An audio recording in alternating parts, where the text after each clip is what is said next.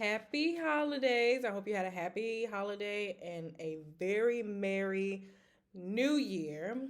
Um, so I haven't been making videos because Christmas hit, holidays hit, COVID hit, and it is time to get back into video making. So, last video we talked about starting assessments, starting to talk to parents, starting to do all the things that we need to do to start and onboard a client. But let's get into some of the real skills assessments that we need to do with the client. I'm going to talk about the assessments that I have done and what some pros and cons, what I like, what I don't like, and what age range I use these assessments for. So let's get started. The first one is the VB map. We all know the VB map. We all use VB map. It is, you guys know it is a verbal behavior milestone assessment placement. I think the last one is like program, the VB map. So it ranges the skills in different levels. So level 1 is 0 to 18, and then level 2 is like 18 to 24, 36, and then level 3 is till the age of 4 or 5. So typically for that assessment, I like to do that one with my younger clients, my early intervention clients. So maybe like 2 to like 4 or 5. I like to do that one. That one's just easy and straightforward. I really do like it. I also have the books, the protocol book, but also the guidebook as a new BCBA, well, year in.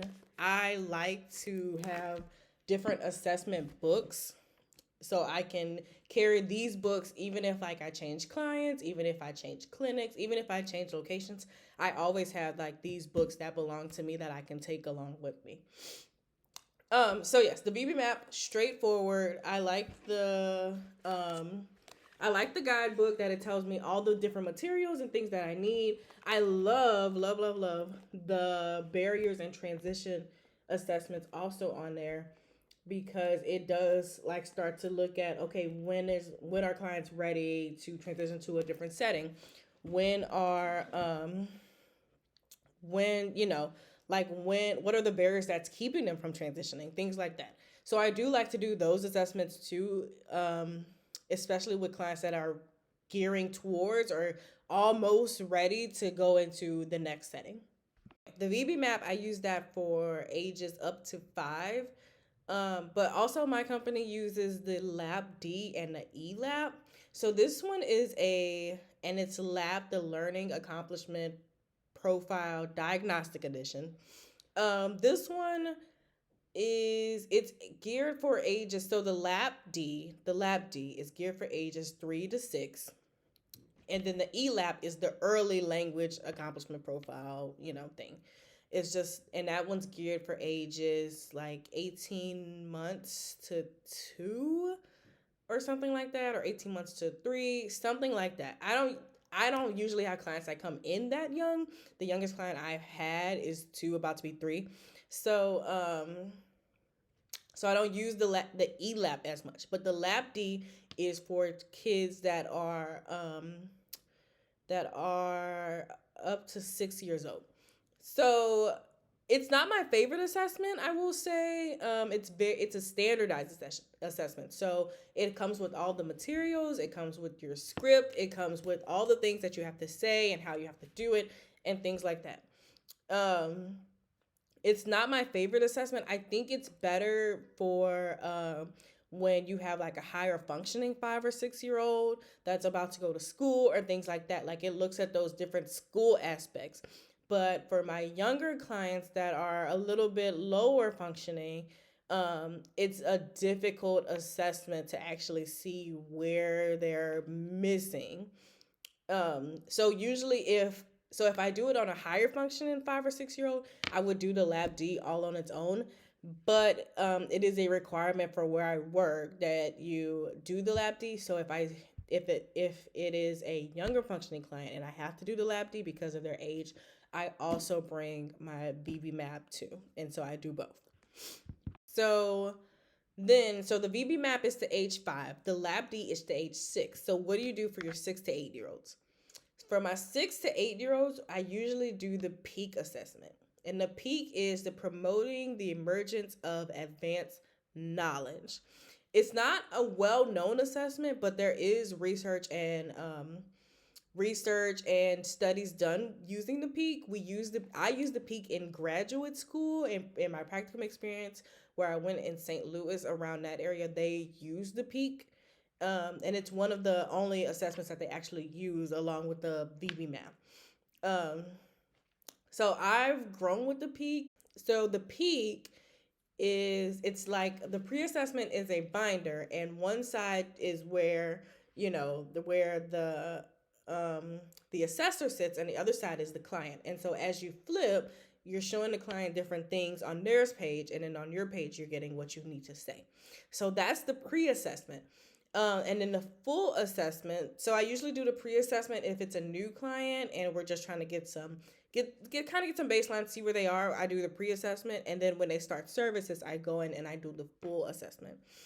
So you would have to get the peak books. So there are the direct training books, and then from there you teach the direct training, and then from there the client should be able to generalize the different skills that they were directly trained to meet the generalization criteria. Okay. And I can go in depth a little bit more about all of these assessments, and actually I can show you how to run some of them too. Um, but this is just a kind of general overview of what I like and I don't like. So I really like that one for, higher functioning 6 to 8 year olds, even if they're lower functioning 6 or 8 year olds. I really do like that. It is a good balance of the ABLES and the VB map, but it's tailored for a older age range. Past the age of 8, like this is two assessments that I use for my teenager clients. So it is the Essentials for Living and the AFLS, which is the Assessment of Functional Living Skills.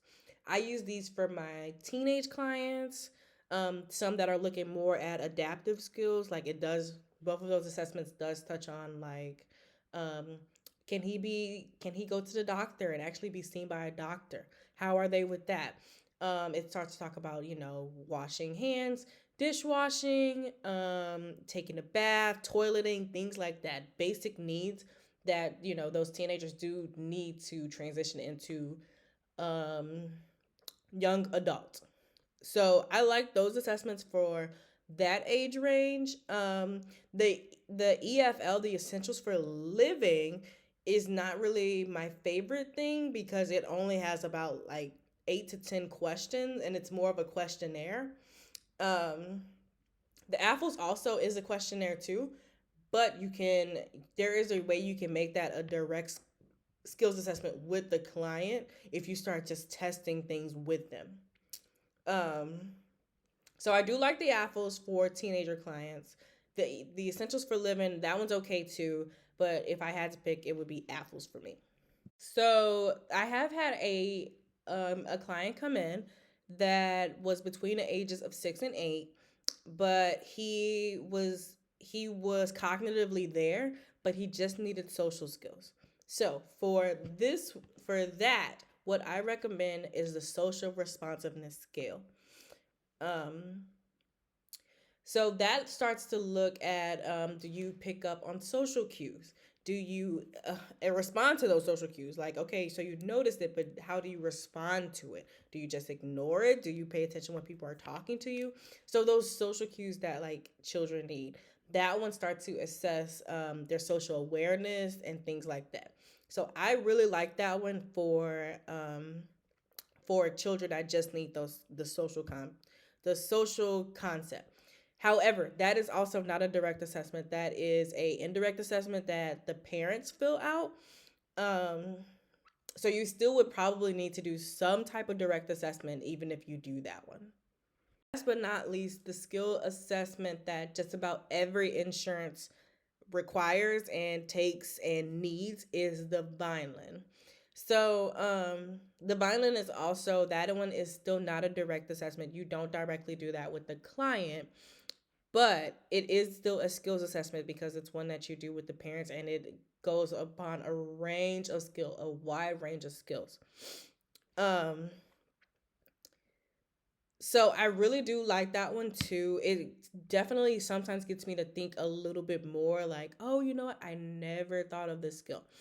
Um, and it just gets you to think a little more. And sometimes when you're trying to tailor your treatment plan writing to a specific program, the violin is a way to go. However, I do not like that sometimes on the violin I'm asking a 5-year-old's parent, and I have to ask this question about, does he harm animals? Does he, lie, cheat, and steal? I know it is a life, it is a assessment for like the complete lifespan, but just, and I know obviously there are some 5-year-olds that do engage in that behavior, in those behaviors, but sometimes I wish they would just kind of tailor it a little bit more. So it's always an awkward time when I'm like, so do he engage in sexual behaviors? I totally know some 5-year-olds do, some 3-year-olds do. But the parents are always like, what? Like, no, they're 5. Or if they're like, so does he know about like healthy eating? And they're like, what? She's 2 years old. So like in those instances, I'm just like, oh my gosh. Like I know, and then I have to explain to them like it's an assessment for like their whole life. So we're just, we're trying to see maybe they're above their age, things like that. So you could just really play that assessment off like that. But I really do like it. It is a good assessment to really get parents thinking, because there's a lot of times when I'm reading off the questions and the parents are like, oh wow, I never noticed that. Like I'm gonna go home and try that and see what he does. Just to get them thinking and starting to see things for their own child. That is all the skills assessments I have in my repertoire for now. And I know I only showed the VB Math book, but I actually have like 2 other books too that I did not show. 2 other assessment books. I also have Socially Savvy, which is a another social skills assessment. I just really like the SRS better than that one. Um, but next time, let's get into behavior assessments, both indirect and direct, and we'll start talking about FAs.